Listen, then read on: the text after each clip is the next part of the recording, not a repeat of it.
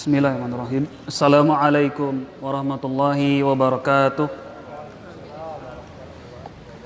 Innal hamdalillah nahmaduhu wa nasta'inuhu wa nastaghfiruh wa na'udzu billahi min syururi anfusina wa min sayyiati a'malina. May yahdihillahu fala mudhillalah wa may yudlil fala hadiyalah. Asyhadu an la ilaha illallah wahdahu la syarikalah wa asyhadu anna Muhammadan abduhu wa rasuluhu, amma ba'd. Qala Allah ta'ala fi kitabihil karim, ya ayyuhalladzina amanu taqullaha haqqa tuqatih wa la tamutunna illa wa antum muslimun. Ya ayyuhan nasu taqu rabbakumul ladzi khalaqakum min nafsin wahidah wa khalaqa minha zawjaha وبث منهما رجالا كثيرا ونساء واتقوا الله الذي تساءلون به والأرحام إن الله كان عليكم رقيبا يا أيها الذين آمنوا اتقوا الله وقولوا قولا سديدا يصلح لكم أعمالكم ويغفر لكم ذنوبكم ومن يطع الله ورسوله فقد فاز فوزا عظيما. أما بعد فإن أصدق الحديث كتاب الله وخير الهدي هدي محمد صلى الله عليه وعلى آله وسلم وشر الأمور محدثاتها فإن كل محدثة بدعة وكل بدعة ضلالة وكل ضلالة في النار. Ma'asyiral muslimin wal muslimat jamaah Masjid At-Taqwa yang semoga senantiasa dirahmati oleh Allah Subhanahu wa taala. Alhamdulillah, kita kembali memuji Allah Subhanahu wa taala yang masih memberikan kepada kita berbagai macam kenikmatan. Allah masih berikan kepada kita nikmat sehat, nikmat keamanan, dan Allah Subhanahu wa taala kembali mempertemukan kita dalam majelis al-ilmu. Dan sebagaimana seperti biasanya pada malam Rabu di masjid ini kita membahas kitab Al-Arba'in An-Nawawiyah yang ditulis oleh Al-Imam An-Nawawi rahimahullahu ta'ala. Dan kita kembali melanjutkan kajian kita masih di hadis yang kedua, yaitu hadis Jibril alaihissalam. Dan kita sedang membahas tentang beriman kepada Rasul, yaitu beriman kepada para Rasul yang termasuk dari arkanul iman, termasuk dari rukun iman yang 5 atau 7? Rukun iman yang 6. Beriman kepada Rasul ini rukun iman yang keberapa? Yang keempat. Nanti yang kelima beriman kepada hari kiamat, dan yang keenam beriman kepada takdir, baik ataupun buruk, yang insya Allah kita akan sedikit mempelajari dua rukun yang belum kita bahas. Kita melanjutkan tentang rukun iman kepada yakni Rasul dari syarah Al-Imam Muhammad bin Shalih Al-Utsaimin rahimahullahu ta'ala ketika beliau mensyarah Al-Usul Ats-Tsalatsah. Pada pertemuan yang lalu kita sebutkan ketika Asy-Syaikh menyebutkan bahwasanya beriman kepada Rasul itu mengandung berapa hal? Berapa unsur? Ada 4. Yang pertama kita sebutkan yaitu beriman bahwasanya risalah mereka itu hakun, benar adanya dari siapa? Dari Allah. Ya, setiap risalah para nabi dan rasul itu benar adanya dan satu sumbernya dari Allah Subhanahu wa taala. Kemudian beliau juga menerangkan kepada kita bahwasanya kalau ada seseorang mengingkari satu orang Rasul, maka pada hakikatnya ia telah mengingkari seluruh para Rasul. Apa dalilnya dibawakan di situ oleh Syekh Ibnu Utsaimin di surat Asy-Syu'ara ayat yang keberapa? 105. Kadzabat qaumun Nuhinil mursalin. Dan kaumnya Nabi Nuh telah mendustakan para rasul. Kemudian di surat yang sama ayat keberapa? 123 tentang kaum Ad. Ya, kadzabat adunil mursalin. kaum Ad telah mendustakan para rasul. Kemudian di surat keberapa? 141 tentang kaum Lut, ya, kadzabat qaumu Lutinil mursalin, dan kaumnya Nabi Lut mereka telah mendustakan para rasul. Walhasil yang mereka dustakan satu orang. Itu yang pertama. Kemudian beriman kepada rasul yang kedua disebutkan di sini oleh Asy-Syaikh rahimahullah taala, yaitu kita beriman dengan nama-nama yang kita ketahui. Ya, di antara para nabi dan rasul itu nama-namanya ada yang disebutkan baik di dalam Al-Qur'an maupun dalam hadis-hadis Rasulullah sallallahu alaihi wasallam yang sahih, ya kan? Kita beriman tentang nama-nama yang telah disebutkan. Lalu yang kedua, ada nama-nama yang tidak disebutkan baik oleh Allah dan Rasulnya. Jadi di sana nama-nama para rasul atau para nabi yang tidak disebutkan oleh Allah di dalam Al-Quran atau melalui lisan Nabi-Nya SAW di dalam hadis. Ada di sana. Ya, karena kita mengetahui jumlah para nabi dan rasul adalah 124.000 jumlah para nabi. Lalu 313 diantaranya adalah rasul. Dari yang 313 ini, atau riwayat lain disebutkan 315, ada nama-nama yang kita ketahui. Dari 5 rasul ini yang paling besar dikenal dengan ulul azmi minar rusul itu ada berapa? Ada 5 yang disebut dengan ulul azmi. Ya, para rasul yang memiliki kesabaran yang luar biasa. Siapa mereka ini?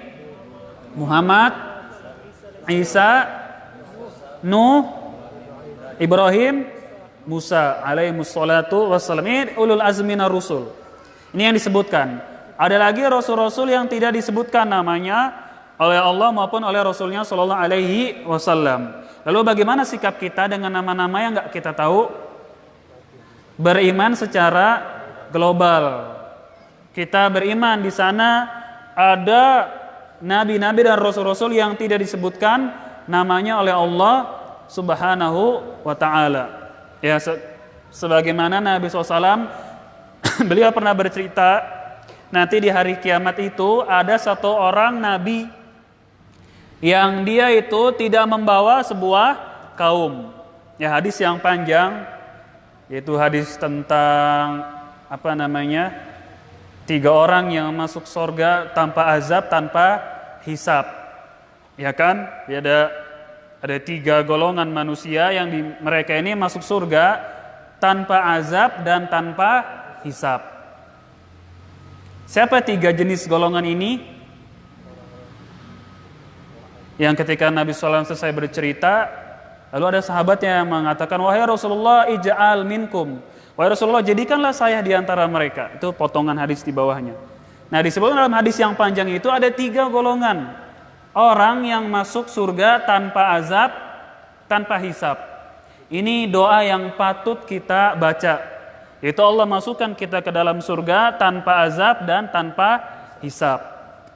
Ini doa yang juga harus kita baca. Kita mohon kepada Allah agar Allah masukkan kita dalam surga tanpa dihisab, tanpa diazab dahulu. Langsung masuk ke dalam surga. Nah, ada 3 golongan.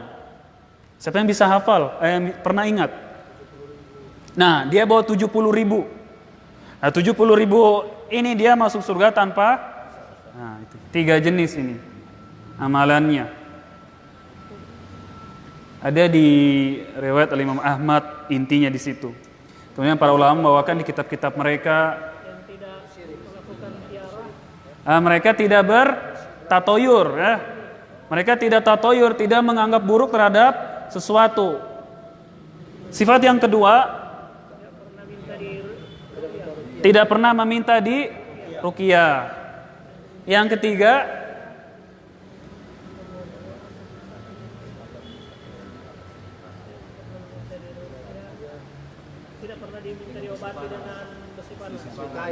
Kai masuk di sini. Satu lagi ada.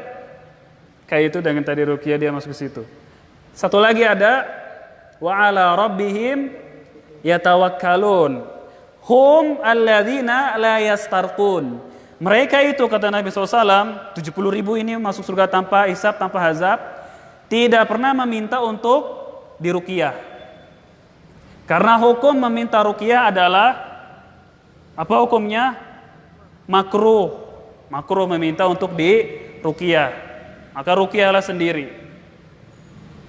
Wallahu alam, air-air yang sudah diruqyah kalau kita beli masuknya dalam ancaman ini. Karena ada air-air yang sudah diruqyah itu yang dijual-jual macam-macam. Ini di zaman sahabat nggak ada yang begini lagi. Air-air yang sudah diruqyah lalu kita beli. Itu sama nggak meminta diruqyah? Masuk, insya Allah masuk dalam hadis tadi. Nah, maka meminta ruqyah itu hukumnya adalah makruh, bukan haram. Kenapa? Kalau meminta diruqyah nggak masuk keutamaan orang ini tadi, yang dia masuk surga tanpa azab, tanpa hisab. Walaupun boleh meminta diruqyah, tapi hukumnya adalah makruh, tidak disukai, karena dia nggak masuk. Lalu yang kedua, wala yatatayyarun. Mereka ini tidak pernah tatoyur. Di antara adat istiadat jahiliyah atau keyakinan-keyakinan jahiliyah adalah tatoyur, menganggap buruk terhadap sesuatu. Yang sebagian kaum muslimin kita sayangkan, semoga Allah maafkan kita dan mereka, masih ada yang suka tatoyur. Ketika keluar dari rumah misalnya kejatuhan duit 2 juta misalnya, bukan, cicak jatuh misalkan. Lalu menganggap, wah, jangan-jangan hari ini saya sial. Atau hari-hari tertentu kalau dia keluar menganggap sial. Ini dinamakan dengan tatoyur. Atau kalau ada kucing lagi bawa motor, ada kucing nyebrang dari kanan ke kiri, warnanya hitam. Menganggap wah sial hari ini, harus klakson atau membuang ludah. Ini disebut dengan tatoyur. Banyak adat istiadat yang masih tersisa dari adat istiadat kaum jahiliyah. Itu yang kedua. Yang ketiga, wa ala rabbihim yatawakkalun, dan kepada Rabb mereka bertawakal. Nah, dalam hadis panjang itu Nabi SAW menyebutkan ada satu nabi, ya, laisa ma'ahu ahadun, yang nabi ini nanti datang di hari kiamat tidak membawa seorang pengikut pun. Nah, nabi ini disebut nggak namanya? Tidak disebut. Itu membenarkan pelajaran kita bahwasanya di sana ada nama nabi dan rasul yang namanya nggak disebutkan. Di antaranya di hadis ini, kata Nabi SAW, ada seorang nabi laisa ma'ahu ahadun. Ada seorang nabi yang tidak membawa seorang pun juga. Bahwasanya juga di sini dapat faedah bagi kita, keberhasilan seorang nabi, keberhasilan seorang dai kita katakan bukan dengan banyaknya yang mengikuti. Ketika dia menyampaikan dengan manhaj yang benar, sudah berhasil dia. Mau ikut alhamdulillah, mau tidak ikut terserah. Ya, karena nabi ini dia tidak ada satu orang pun yang ikut. Tapi tidak dikatakan nabi tersebut dakwanya adalah gagal, tidak. Tidak disebut nabi ini dakwanya gagal walaupun tidak ada yang ikut. Nah, hadis tadi juga tentang nabi ini dijadikan dalil oleh para ulama tentang perbedaan nabi dan rasul. Di sana para ulama kita membagi kalau nabi itu mendapatkan wahyu dan tidak diperintahkan untuk disampaikan. Dibantah dengan hadis ini. Ketika Nabi bersabda bahwasanya nabi ini tidak ada seorang pun yang ikut. Berarti ketika disebutkan tidak ada seorang pun ikut dengan dia, nabi ini pernah menyampaikan berarti. Ini dalil diantara yang membantah perbedaan nabi dan rasul. Kalau nabi dapat wahyu nggak disampaikan, kalau Rasul dapat wahyu dan diperintahkan untuk disampaikan, itu nanti insyaallah ta'ala. Nah, di dalam hadis tadi ada nabi yang gak disebutkan namanya. Berarti kita beriman secara global. Dan banyak para nabi dan Rasul yang gak kita ketahui. Di mana ayatnya? Bahwasanya di sana ada nama Rasul yang dikisahkan, dan di sana juga ada nama Rasul yang tidak dikisahkan. Di surat apa? Surat Ghafir, surat Mukmin. Ayat keberapa? 78. Ini pertemuan yang lalu ya, kita mengulang dulu. Allah katakan walaqad arsalna rusulan min qablik minhum man qasasna 'alaik wa minhum man lam naqsus 'alaik. Walaqad arsalna rusulan min qablik, dan sungguh kata Allah, telah kami utus para rasul sebelum engkau wahai Muhammad. Minhum man qasasna 'alaik. Di antara para rasul itu ada yang kami ceritakan kepadamu. Ya, di antara para rasul ada yang kami ceritakan kepada engkau. Di antara rasul yang paling yang paling banyak disebutkan di Al-Qur'an adalah siapa? Musa alaihissalam. Hampir 102 kali. Kalau saya nggak salah ingat. Ada kalimat nama Musa di dalam Al-Qur'an. Berarti Al-Qur'an banyak mengisahkan tentang Nabi Musa alaihissalam. Ya, ada yang dikisahkan. Wa minhum man lam naqsus alaik. Dan di antara para rasul itu ada yang tidak kami kisahkan kepada engkau. Banyak. Ya, banyak lagi yang tidak dikisahkan. Kemudian di surat apa lagi? Surat An-Nisa ayat 164. Ya, sudah kita sebutkan.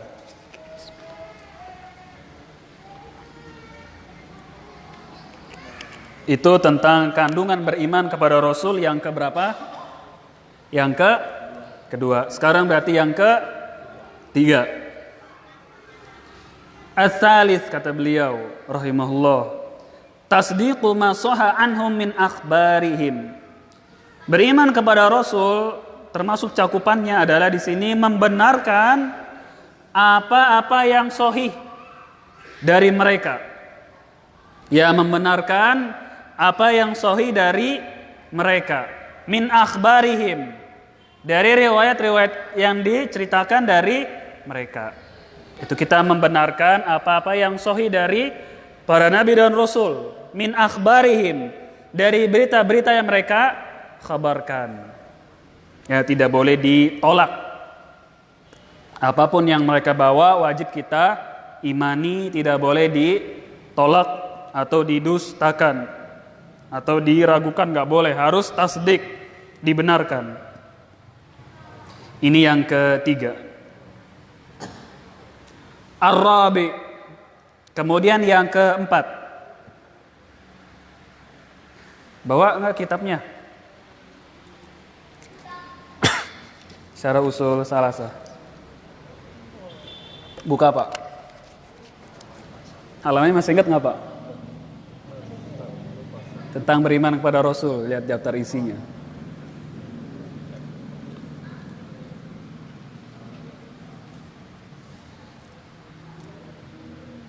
Ada beriman kepada Rasul.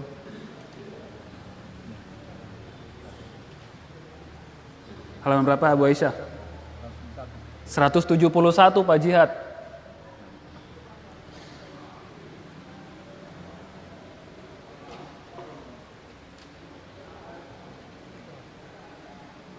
Yang keempat, ketemu yang keempat?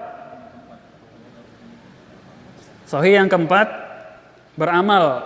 Ya. Coba Ana bantu sini. Coba. Waduh, salah robeknya. Tadi halaman 171. Halaman 175. 175, Pak Jihad. Yang keempat, al-amalu bi syari'ati man arsala ilaina minhum wa huwa khatimuhum Muhammadun sallallahu alaihi wasallam al-mursal ila jami'in nas.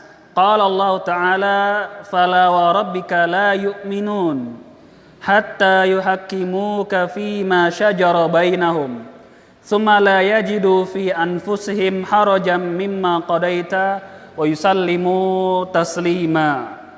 Yang keempat dari beriman kepada Rasul adalah mengamalkan syariat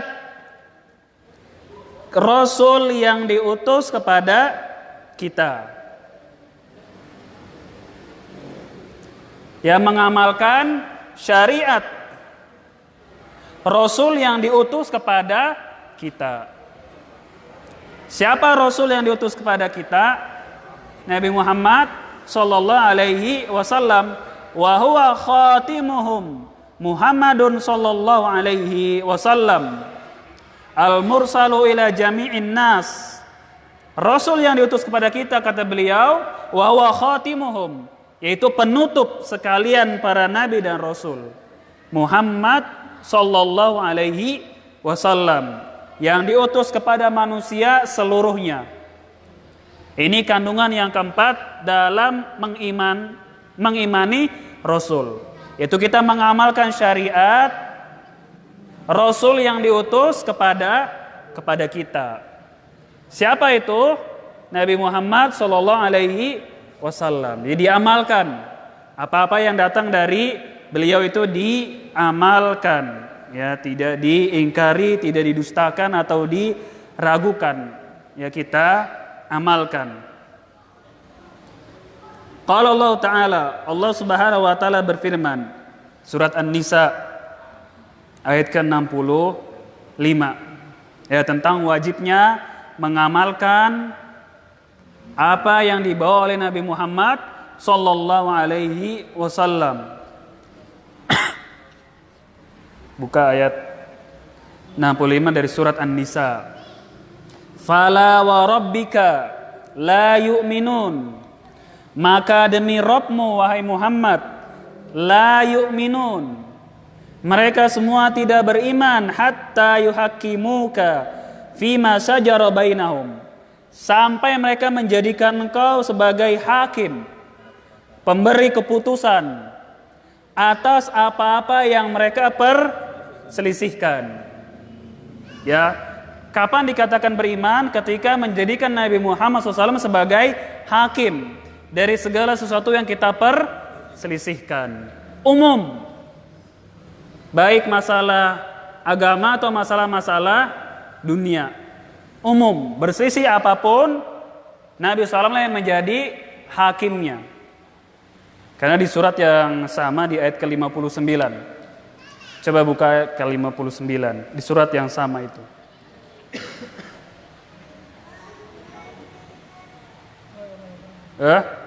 Ketemu?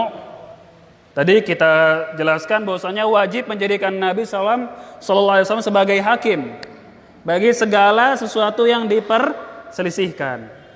Secara umum, baik masalah agama atau masalah dunia. Apa dalilnya? Di surat yang sama di ayat ke-59. Gimana bunyinya? Ya ayyuhalladzina amanu atiullaha wa atiur rasul wa ulil amri minkum fa in tanaza'tum fi syai'in. Nah, itu dia. Syai'in itulah yang menjadi segala sesuatu. Apapun yang dipersisihkan, kembalikan kepada siapa? Allah dan Rasulnya. Farudduhu ilallahi war rasul. Wahai orang-orang yang beriman, taatilah oleh kalian Allah, taatilah oleh kalian siapa? Rasul, dan juga para pemimpin kalian. Kalau taat kepada Allah secara mutlak, taat kepada Rasul secara mutlak, tapi dalam mentaati pemerintah itu terkait di dalam mentaati Allah dan Rasulnya. Ketika pemerintah tidak taat kepada Allah dan Rasulnya, wajib kita taati atau tidak? Tidak. Tapi bukan berarti kita boleh memberontak atau boleh mencaci maki mereka, bukan. Ya, ketika pemerintah kita misalkan tidak sesuai dengan apa yang Allah firmankan, apa yang Nabi SAW sabdakan, kita nggak boleh taat. Misalkan pemerintah mengatakan kaum muslimin nggak boleh sholat lagi berjamaah di masjid. Kita taati atau tidak? Tidak, tetap kita ke masjid. Kaum muslimin tidak boleh puasa Ramadan misalkan. Kita taati tidak perintahnya? Tidak. Karena dalam mentaati pemerintah ini terkait dalam mentaati Allah dan Rasulnya. Kalau taat kepada Allah itu mutlak. Mutlak semuanya wajib taat. Pun dalam mentaati Rasul. Makanya ati'u Allah, taatlah kalian kepada Allah. Kemudian di ayat itu wa ati'u ar-rasul. Wajib bagi kalian untuk mentaati Rasul.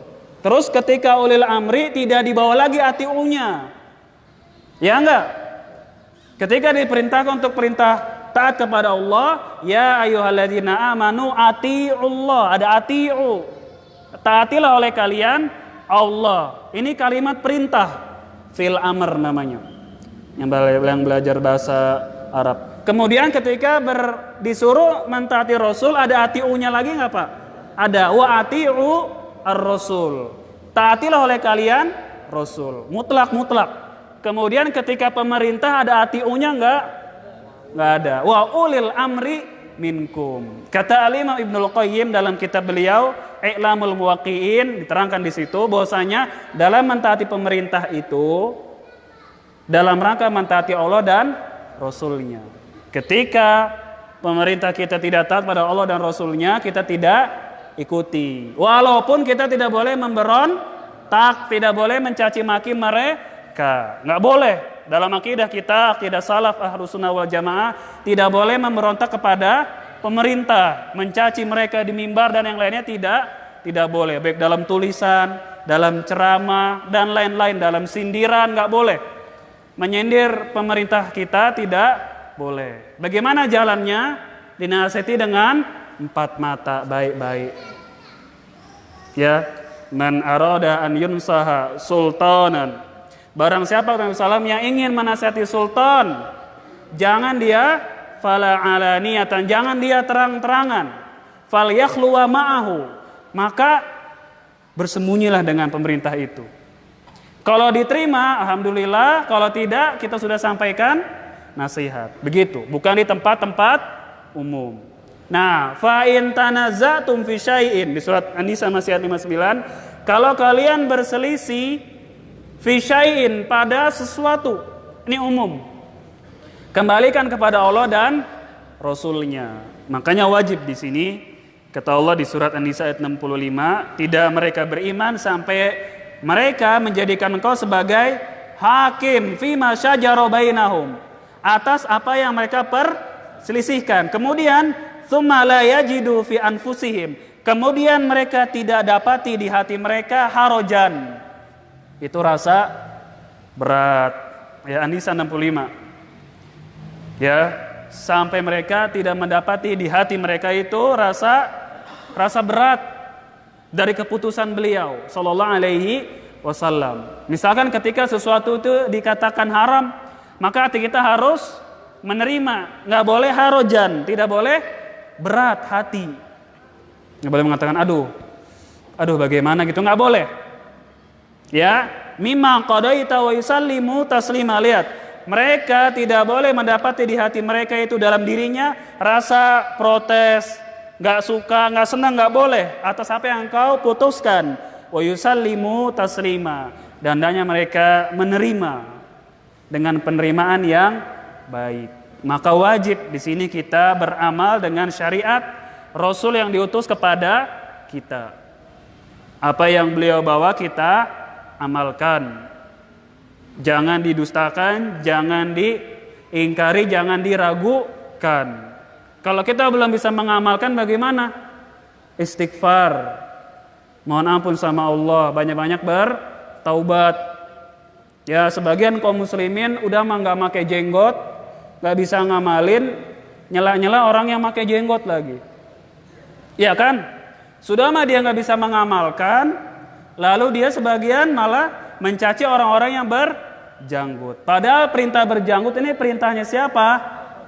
Perintah Rasulullah SAW. U'fu al-liha, kata Nabi, u'fu al-liha, panjangkanlah oleh kalian itu janggut. Ini syariat Nabi SAW yang wajib kita amalkan. Dalam mengimani Rasul, kita wajib mengamalkan syariat yang diutus kepada kita, itu Nabi Muhammad. Ketika beliau meminta untuk berjanggut, maka wajib kita amalkan. Dan janggut ini mau buka buku fikih manapun, jawabannya adalah wajib. Buka fikih dari mazhab mana aja, kecuali Syiah mungkin. Itu diterangkan oleh mereka tentang wajibnya berjanggut. Nah, kalau ada orang nggak bisa mengamalkan, banyak-banyak apa? Istighfar. Itu adalah bentuk maksiat kepada Allah dan Rasulnya. Dan jangan malah mencaci orang-orang yang berjanggut. Atau melihat wanita muslimah yang mereka menutup hijab dengan rapi. Sebagian mereka mungkin memakai cadar, walaupun hukum cadar adalah sunat saja disukai. Ketika wanita muslimah ada yang melihat demikian, dia belum bisa mengamalkan, harusnya beristighfar. Kapan saya segera bisa seperti itu? Jangan ditunda-tunda. Itu harusnya. Sudah mah tidak mengamalkan, diapain lagi? Mencela orang-orang yang mengamalkan syariat tersebut. dikatakan kuntil anak misalkan. Tahu nggak antum kuntil anak? Yang suka ada di kotak-kotak hitam. Dikatakan apa lagi? Ninja. Itu nggak pakai hatori. Ini nggak boleh mencela syariat Nabi Shallallahu Alaihi Wasallam. Harusnya beristighfar dan bertobat untuk segera mengamalkan, bukan mencaci. Karena orang-orang yang mengikuti Nabi SAW lah yang akan masuk ke dalam surga. Dari kalangan umat ini, kalau ingin masuk surga, mengamalkan apa yang beliau bawa. Apa dalilnya? Sabda Nabi, kullu ummati yadkhulunal jannata illa man aba. Kata Nabi, semua umatku, setiap umatku akan masuk ke dalam surga kecuali yang nggak mau. Kira-kira sahabat bingung nggak kalau ada orang nggak mau masuk surga? Bingung mereka bertanya, qala ya Rasulullah wa man ya'ba. Berkata para sahabat, wahai Rasulullah, siapa yang nggak mau? Kan beliau bersabda, semua umatku akan masuk ke dalam surga kecuali yang nggak mau, yang enggan. Maka para sahabat dia heran, bertanya, bingung. Wahai Rasulullah, siapa yang nggak masuk surga? Siapa yang nggak mau masuk surga? Apa kata Nabi? Man ata'ani dakhalal jannah wa man asani faqad aba. Kata Nabi SAW, yang taat kepadaku itulah mereka yang mau masuk ke dalam surga. Wa man asani, dan mereka yang bermaksiat kepadaku itulah yang enggan masuk ke dalam surga. Makanya dengan mengamalkan syariat Nabi SAW itu adalah jalan menuju surga, dan memaksiati beliau itu adalah diantara jalan masuk ke dalam neraka. Walaupun dosa-dosa itu bertingkat-tingkat, ada yang mengekalkan, ada yang tidak mengekalkan. Tapi cukuplah bagi kita masuk surga tanpa didahului oleh azab dan juga hisab. Maka wajib, kata Syekh di sini yang keempat dari kandungan kepada Rasul, iman kepada Rasul, mengamalkan dengan syariat Nabi atau Rasul yang diutus kepada kita. Itu siapa? Wa huwa khatimuhum Muhammadun, yaitu penutup para nabi dan Rasul, Nabi Muhammad sallallahu alaihi wasallam. Kalau Rasul-Rasul sebelum kita boleh nggak diamalkan? Gimana jawabannya? Kalau sesuai, dibenarkan, disetujui oleh Nabi Muhammad SAW, kita amalkan, tidak amalkan. Tapi kalau tidak ada khabar, kita beriman secara umum. Seperti syariat sebelum Nabi Muhammad yang baru saja kita laksanakan, puasa Syuro. Di zamannya siapa? Nabi Musa alaihissalam. Kemudian ada lagi puasa Nabi Daud, dibenarkan oleh Nabi SAW. Apalagi kurban. Itu kan asal muasalnya dari siapa? Ibrahim alaihissalam dengan anaknya Ismail alaihissalam. Apalagi haji. Itu syariat-syariat yang disetujui oleh Nabi Shallallahu Alaihi Wasallam. Ya enggak? Kalau yang lainnya tidak disetujui, maka enggak kita amalkan, dan kita beriman kepada Nabi-Nabi dan Rasul sebelumnya. Kan syariat para Nabi dan Rasul itu sering kita sampaikan berbeda-beda. Syariat para Nabi dan Rasul itu berbeda-beda. Sholatnya berbeda. Apanya lagi? Bersucinya pun berbeda. Ada cara taubat juga yang berbeda. Macam-macam syariat mereka itu berbeda-beda. Tapi yang menjadi pokok mereka, satu agamanya adalah al-Islam. Tauhid adalah pokok dari agama para nabi dan rasul. Jadi gitu, kalau rasul-rasul yang sebelum Nabi Muhammad SAW yang disetujui oleh beliau bisa kita terapkan. Yang tidak, kita beriman secara umum. Ya, walaupun Nabi Musa hidup di zaman kita, kalau kita ikuti Nabi Musa syariatnya, boleh nggak kita? Nggak boleh. Itu Nabi Musa yang hidup misalkan di tengah-tengah kita, dia hadir gitu. Lalu kita mengikuti syariatnya Nabi Musa dan meninggalkan syariatnya Nabi Muhammad, maka kita akan tersesat, nggak boleh. Kalau Nabi Isa alaihissalam yang turun dari langit yang ketiga, dia bawa syariat baru atau ikut syariat Nabi Muhammad SAW? ikut syariatnya Nabi Muhammad sallallahu alaihi wasallam. Dia itu seperti mujaddid, sebagai mujaddid yang memperbaharui agama ini dari kerusakan-kerusakan yang sudah ada, dan sebagai hujjah bagi orang-orang Nasara nanti di akhir zaman. Makanya beliau menghancurkan salib, apalagi membunuh babi, juga membunuh Ad-Dajjal. Itu nanti oleh Nabi Isa alaihissalam. Itu yang keempat. Masih ada waktu? Masih. Kemudian faidah beriman kepada para rasul, ada faidahnya disebutkan di sini. Walil imani bir rusuli thamaratun jalilatun minha. Beriman kepada para rasul itu memiliki samarat, buah atau faidah-faidah, buah yang sangat besar. Di antaranya, jadi dalam beriman kepada Rasul itu ada buahnya. Apa bahasa kita? Ada manfaatnya, ada faidahnya. Apa faidah yang pertama? Al-ula, yang pertama, al-ilmu bi rahmatillahi ta'ala wa inayatihi bi ibadihi haitsu arsala ilaihimur rusula liyahduhum ila siratillahi ta'ala wa yubayyinu lahum kaifa ya'budunallaha li'anna al-aqla al-basyariyya la yastaqilu bi ma'rifati dzalik. Yang pertama, dengan diutusnya para rasul kita beriman, ya. Faidahnya adalah mengetahui akan rahmat Allah. Ya, mengetahui akan rahmat Allah kepada para hamba-hambanya. Kepada siapa? Para hambanya. Ketika Allah mengutus kepada mereka para rasul,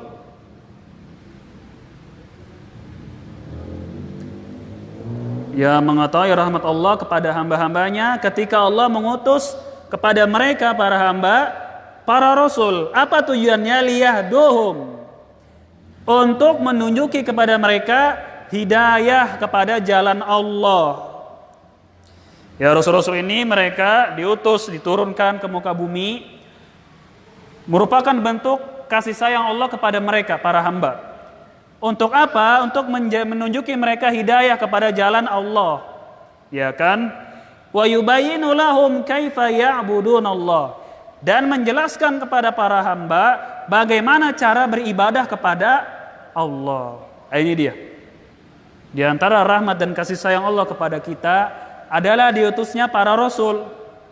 Yang dengan adanya para rasul ini dijadikan sebagai perantara antara Allah dan hambanya di dalam menyampaikan hidayah, dalam menyampaikan syariat, agar kita tahu jalan yang lurus, jalan yang diridhoi oleh Allah. Dan juga di sini disebutkan oleh Syekh agar kita tahu bagaimana cara beribadah kepada Allah. Kenapa? Li'anal aqla al-basyariyah la yastaqillu bi ma'rifati dzalik. Karena akal manusia itu, kata beliau, gak mampu untuk mengetahui apa itu hidayah dan bagaimana itu beribadah. Karena akal kita secanggih apapun gak tahu apa itu hidayah, apa itu kesesatan, bagaimana itu cara beribadah kepada Allah, kita gak tahu. Maka diturunkanlah para rasul, dijelaskan, ini loh jalan Allah, begini loh cara kalian dalam beribadah kepada Allah. Dan juga diturunkan bersama mereka kitab-kitab sebagai panduan mereka hidup di dunia ini. Itu faidah yang pertama. Azan. Kalau ada pertanyaan sisanya tafadhol, kami persilakan bagi jemaah sekalian. Ya, Pak Jihad.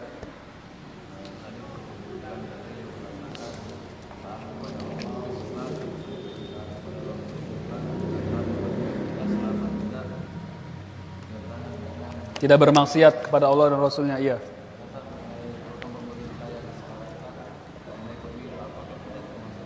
Iya. Iya. Pemilu harus taat atau tidak? Jawabannya pemilu itu wahyu atau bukan? Bukan. Dan ketika kita tidak nyoblos, apakah kita diazab? Tidak. Maka wajib taat atau tidak di sini? Gak usah, gak apa-apa. Ya. Terserah. Mau milih silakan, gak milih silahkan. Asal tidak meyakini perubahan itu ada dari pemilu, bukan. Perubahan kaum muslimin itu dari diri kita sendiri. Innallaha la yughayyiru ma biqaumin hatta yughayyiru ma bi anfusihim.